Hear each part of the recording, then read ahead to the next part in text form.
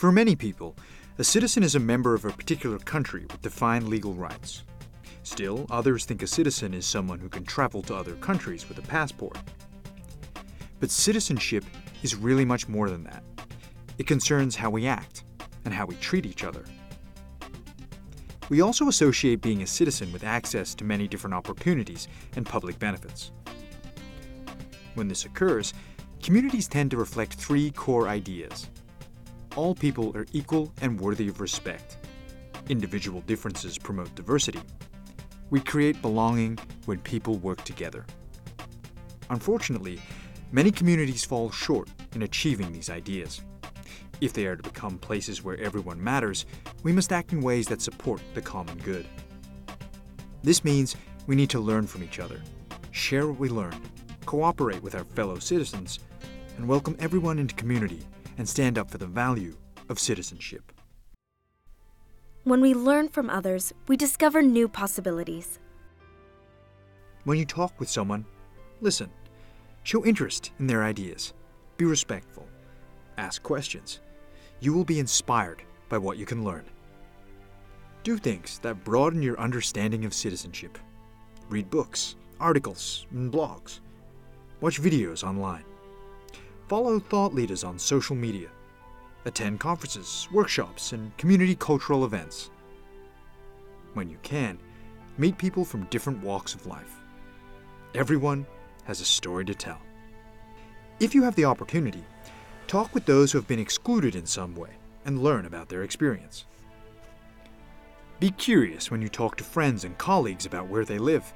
You'll be surprised to find out what different people and groups are doing to advance citizenship for those who have been marginalized in some way. Use the knowledge you gain to think about how you can help people in your own community. Another powerful way to support efforts to create lasting change is to seek ideas from people you don't usually talk with. And remember, if we hope to transform our human services so they become more responsive to the needs of all citizens, we must learn from those who have thought deeply about the complex problems they face. So here we are in the modern 21st century saying, what can we do about that? And so most of us think, okay, I'm going to invent a program. And you know what? We've been trying that for generation after generation. And what we've discovered is that the dial hasn't really moved on poverty, homelessness, abuse against women, discrimination toward people with disability, segregation, or exclusion. Those have not advanced as much as we would like, and in some cases haven't advanced at all. Part of the reason is that we are throwing programmatic solutions at what is at base a cultural challenge. That the habits and attitudes and beliefs and values that led to the creation of poverty or exclusion or segregation haven't gone away completely.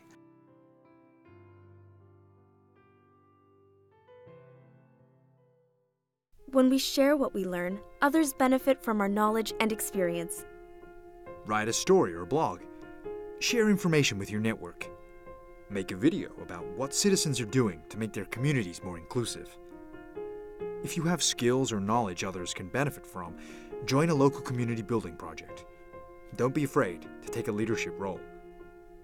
Make presentations at conferences, workshops, and other learning events on topics about citizenship, if you can. Have fun and tell stories, but always make sure the audience understands your message. In your day-to-day conversations with friends, neighbors, and colleagues, explore the different ways that they express their own citizenship.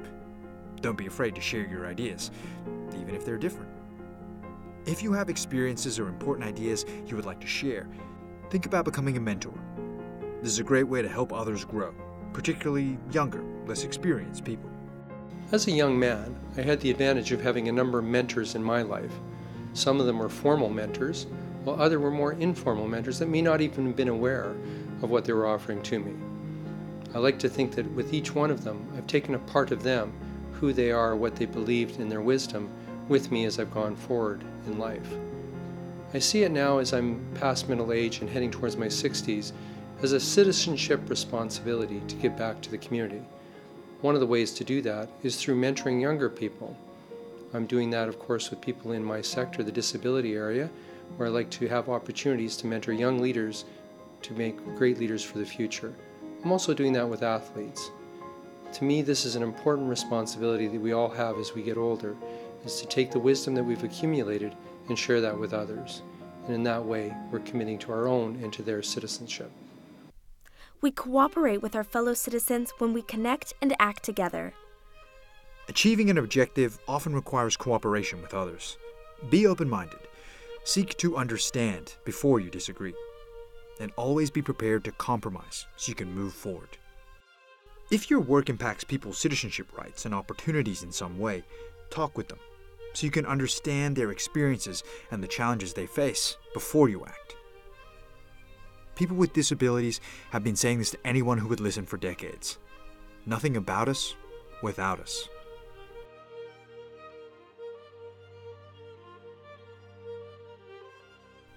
If you're a member of a helping profession, like social work, join a community of practice. You can learn new things, share knowledge, and support others in common cause. Remember these two simple words in everything you do. Diversity includes. This will support your efforts to promote citizenship and belonging. We work in disability services, but often collaborate with different groups in our community that share our goals around inclusion. Cooperation like this happens all over the world. It's the most effective way to address the challenges that people who are marginalized face every day. In Finland, a group of community organizations participated in Not for Sale, Ei myytävänä, a campaign against commercial tendering and public procurement practices in disability services. We collected way over 50,000 names into a petition that brings this important topic to the Finnish Parliament and creates a change. You're not alone. You can put your idea out there and find friends, allies and supporters for your innovations and campaigns. We can build better communities together.